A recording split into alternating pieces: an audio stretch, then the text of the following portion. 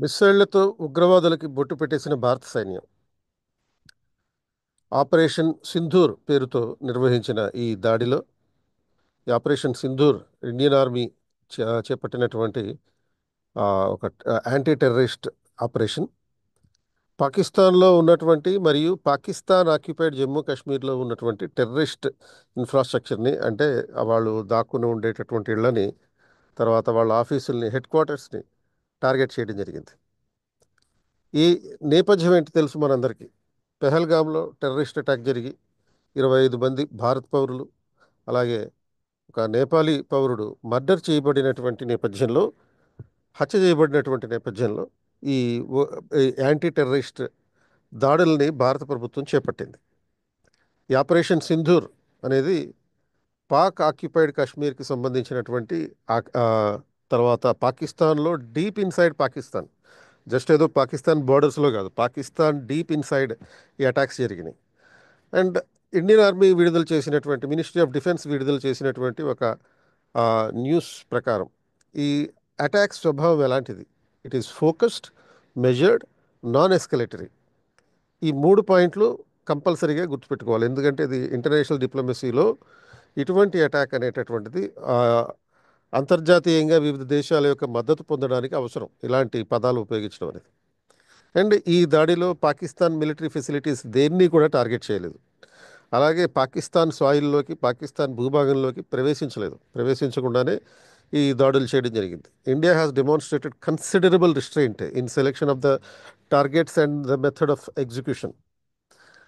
అయితే ఈ దాడిలో ఎలాంటి వెపన్స్ యూస్ చేశారు అని చెప్పి అఫీషియల్గా అయితే ఇంకా ఎవరు ఏం చెప్పలేదు. బట్ టీవీలో కనబడుతున్నటువంటి వార్తల ప్రకారం, వీడియోస్ ప్రకారం హై ప్రిసిషన్ మిసైల్ అటాక్ అని మాత్రం చెప్పొచ్చు.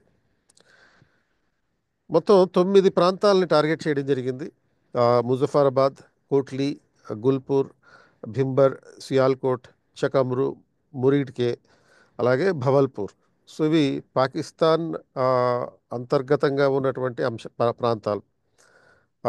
మర్కజ్ సుభానల్లా, భవల్పూర్ అనే ఈ ప్రాంతాన్ని అటాక్ చేశారు.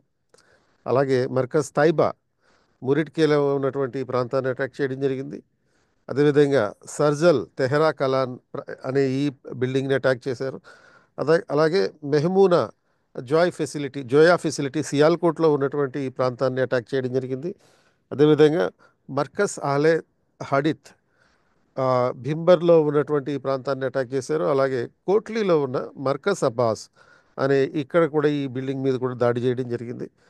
అండ్ అంతేకాకుండా మస్కర్ రహీల్ సాహీద్, కోట్లీలో ఉన్నటువంటి ఈ ప్రాంతం, అలాగే షవాయి నలా క్యాంప్, ముజఫర్బాద్,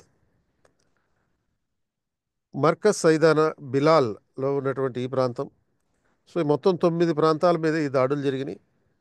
ఇది వెన్స్డే అర్లీ మార్నింగ్ టైంలో, అంటే మే 7వ తారీఖున మార్నింగ్ 1:44 AM ఈ అటాక్ జరిగింది. ఇది యాక్చువల్గా భారతీయులు కూడా దీన్ని ఎక్స్పెక్ట్ చేయలేదు. అంటే ఆల్మోస్ట్ 2 వారాలు అయిపోయింది. అండ్ ట్యూస్డే రోజున కేంద్ర ప్రభుత్వం 244 జిల్లాల్లో, అంటే భారతదేశంలో ఉన్నటువంటి 44 జిల్లాల్లో కొన్ని మాక్ డ్రిల్స్ నిర్వహిస్తాం అనేటటువంటి ఒక ప్రకటన చేసింది.